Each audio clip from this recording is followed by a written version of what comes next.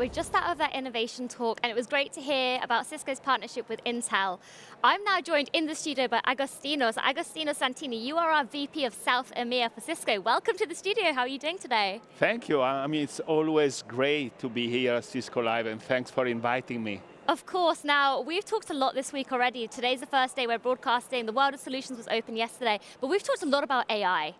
Right, so let's unpack that and really talk about what AI means. Now, the first question I have for you is, what is AI? What are some of the new trends, and why now? Why is this a really good time at Cisco Live, Amsterdam 2024, to be talking about AI? Yeah, I mean, it's unbelievable the level of conversation and the number of time everyone is saying AI. Yes. So you have to have it in your conversation. I mean, if we reflect for a second, the concept of AI, if you think at Cisco portfolio, it has been here since a decade. Right. Now, of course, we are becoming all expert of the new trend that is generative AI. And when I look at the market, everyone is talking about this on three main topics. One is around the key principles, and government leaders, the European Union, politicians are also thinking about that aspect. Then the regulatory, how to make AI more inclusive. And the third, that is the topic of our Cisco Live, how AI is helping our clients together with our partner to transform their business model. So it's impressive the way Cisco has integrated AI in the entire Cisco portfolio, and it's amazing to see how our partners are working with us to make business outcome for our clients even more successful. So it's a cool moment for technology, and I'm always saying that now everyone is in the technology business, so it's a good news for us. Absolutely, for sure. And we've also been trying to figure out and share with our viewers as well, how are we going to make AI more secure, more ethical, more cost-effective, and more sustainable? Yeah, I mean, if I look at Cisco culture, I mean, the ethical part, the way our culture has been developed, and the principle, and most of the principles that we believe are the AI that we are thinking of, something around privacy.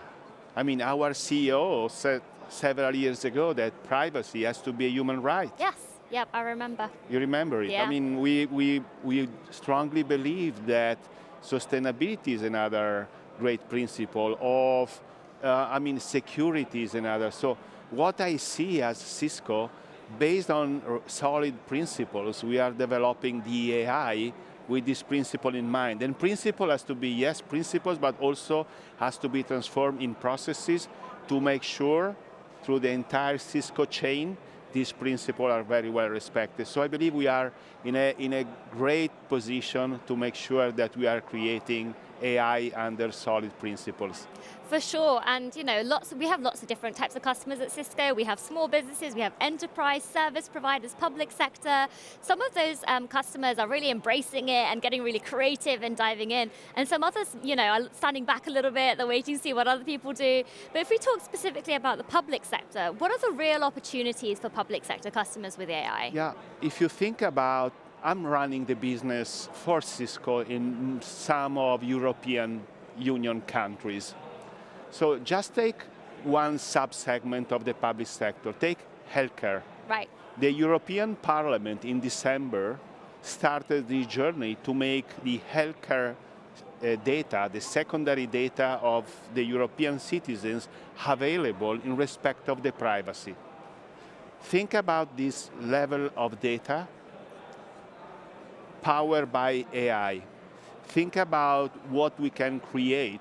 How can we transform the processes of the healthcare, and how can we make the patients more safer using the data? So we see a trend where AI can significantly improve processes in the public sector, and there are two areas that we see wonderful opportunities to partner with. One is healthcare, and the second is everything around the critical infrastructure for any countries. That is super interesting topic. Right, and what about some of the other industries? Like if we think about things like education, you mentioned healthcare, what about like smart cities and governments?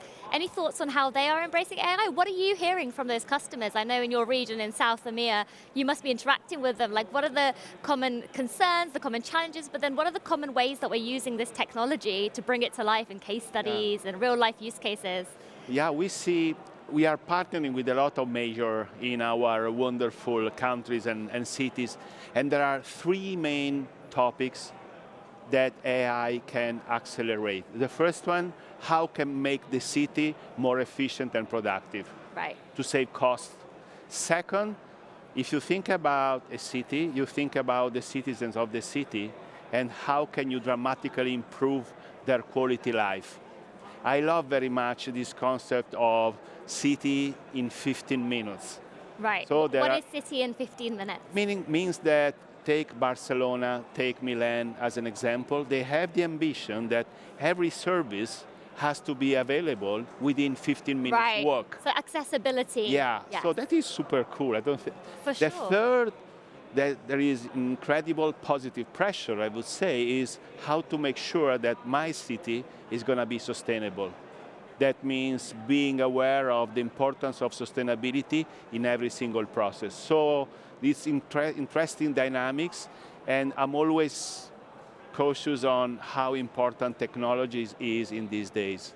For sure, and at the show here, we're also talking about hybrid work. This has been evolving. It's not been something that's kind of stayed static, and the way that we work is constantly changing and evolving. Now, I know at Cisco, we're really fortunate. We've got some new office openings, right? Tell me about those, what are those offices like, yeah. and why is everyone making such a big fuss? Because I feel like I have to go visit them on my list now. They're on my list.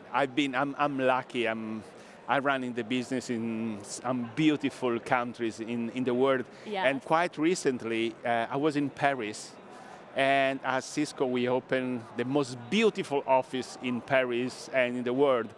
And the beauty, I like very much this concept that the office has to be a magnet. Yes, So, not a mandate, right? Yeah, not a mandate. And think about Paris. Think about Champs-Élysées. And think about an incredible building where you connect the old building with the new technology, where you're going to be surrounded, you are surrounded by beauty. And when you have choices to go there with the subway, you can bike, you can have different options. And we see that our employees, our customers, our partners are getting attracted by this wonderful office. I love it. So you have to come to visit us. It's on my list, for Yes. sure. It's not too far from me in the UK. So just a final question for you. I know you've been at Cisco for quite a long time, right, through your career here. So tell me, if you were to speak to the Agostino when you first started, I'm not going to try and guess, when you started at Cisco, you can share if you like, what advice would you give that person starting out in IT? This technology is evolving so quickly. What was your experience like, and how has that evolved over time? What advice would you give? Yeah, I'm a passionate IT guy, Yes. So I built my career around, let's say, three main things. One, I love technology. I've learned how important is business outcome. That in my reading is I'm passionate about clients and partner. And the third is curiosity. Think about Cisco Live, contents that are here. We are so content rich. So I'm still curious to see what is going to be next. And it's a lot of fun. Amazing. Agostino, thank you so much for joining me here in the studio. It's really great to see you, and I'm really glad to hear you're loving this week and have a good experience at Cisco Great. Live. And